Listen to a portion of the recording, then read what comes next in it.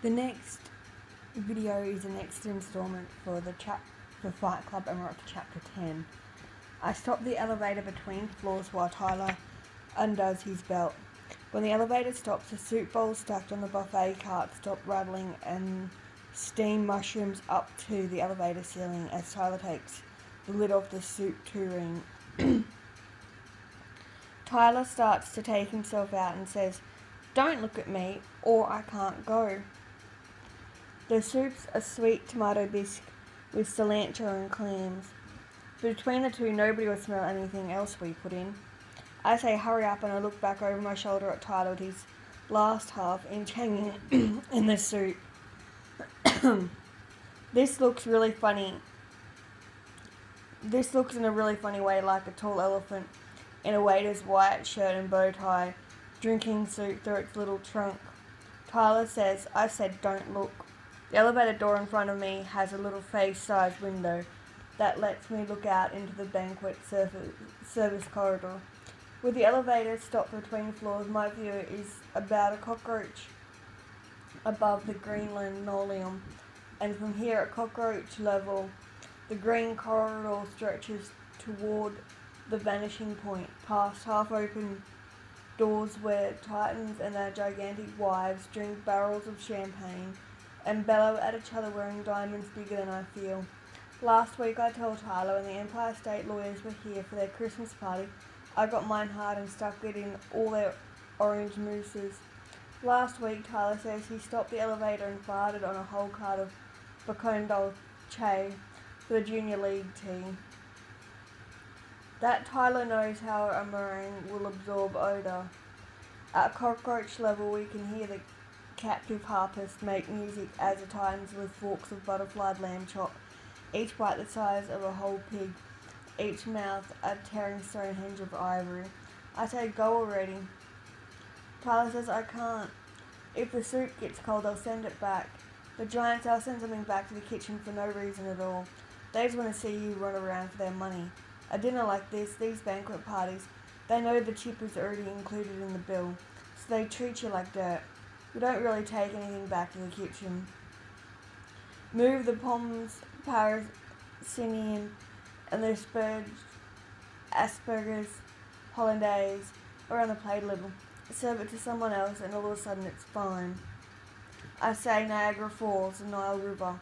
In school we all thought if you put somebody's hand in a bowl of warm water while they slept, they'd wet the bed. Tyler says, "Oh." Behind me Tyler says, "Oh yeah. Oh, I'm doing it. Oh yeah. Yes." Past half-open doors in the ballrooms off the service corridor swish golden black and red skirts as tall as a gold velvet curtain at the old Broadway theatre. Now and again there are pairs of Cadillac sedans in black leather with shoelaces where the windshield should be. Above the cars move a city of office towers in red cummerbunds. Not too much, I say. Tyler and me, we've turned into the guerrilla terrorists of the service industry. Dinner party saboteurs. The hotel caters dinner parties, and when somebody wants the food, they get the food and the wine and the china and glassware and the waiters. They get the works all on one bill, and because they know they can't threaten you with a tip, to them you're just a cockroach. Tyler did a dinner party one time. This was when Tyler turned into a renegade waiter.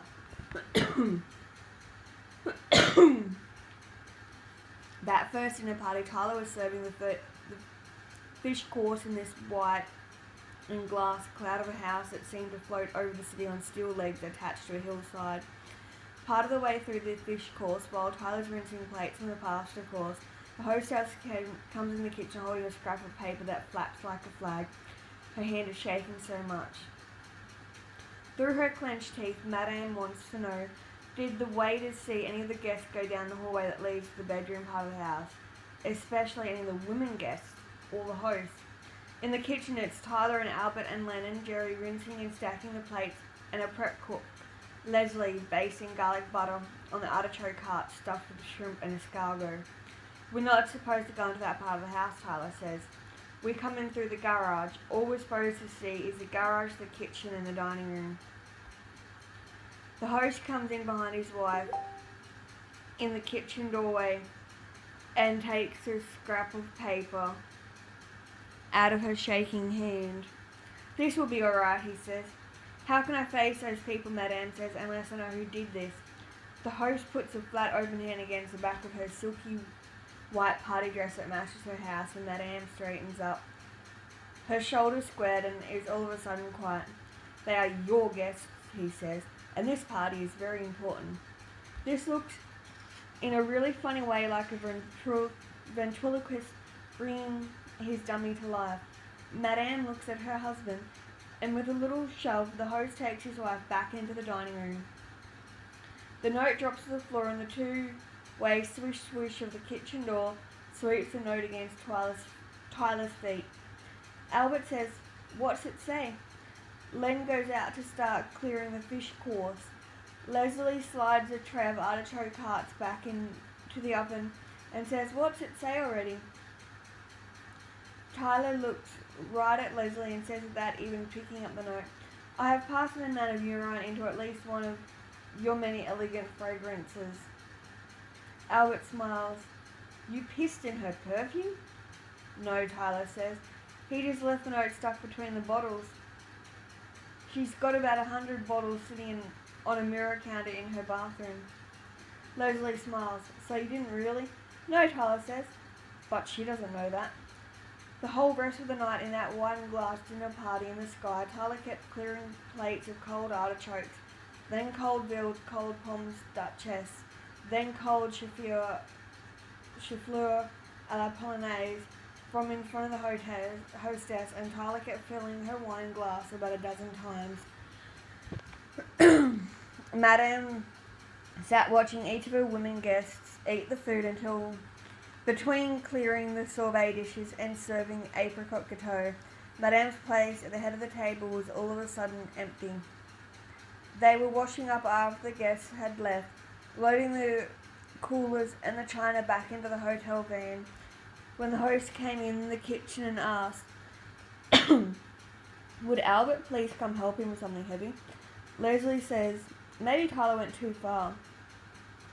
Loud and fast, Tyler says, "How they kill whale," Tyler says, "to make that perfume that costs more than gold per ounce."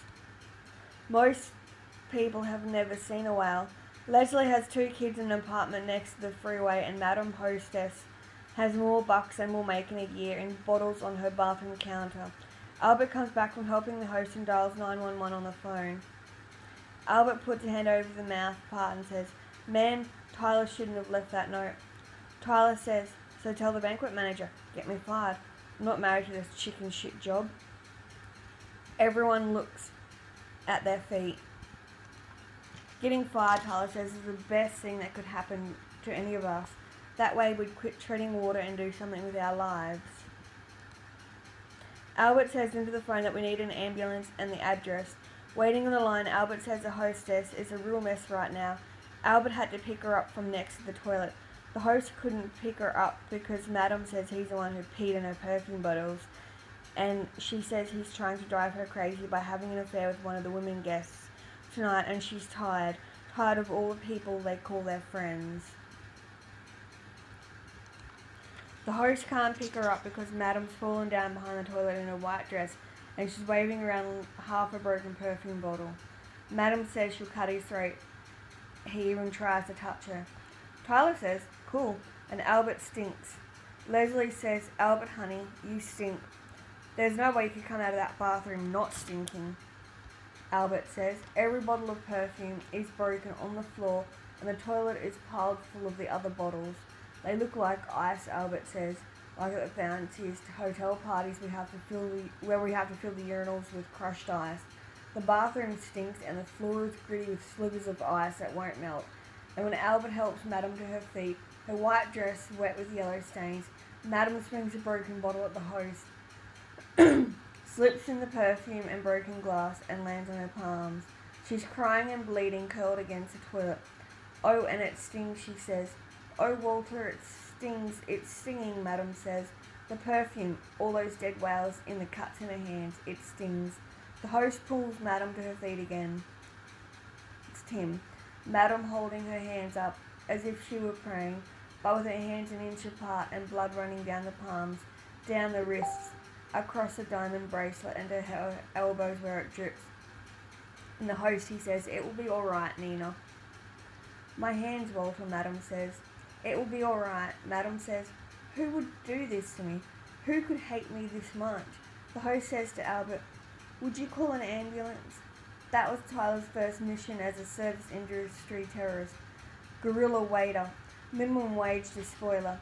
Tyler's been doing this for years, but he says everything is more fun as a shared activity. At the end of Albert's story, Tyler smiles and says, "Cool." Back at the hotel right now, in the elevator, stopped between the kitchen and the banquet floors, I tell Tyler how I sneezed on the trout in Aspic for the dermatologist convention, and 3 people told me it was too salty and 1 person said it was delicious.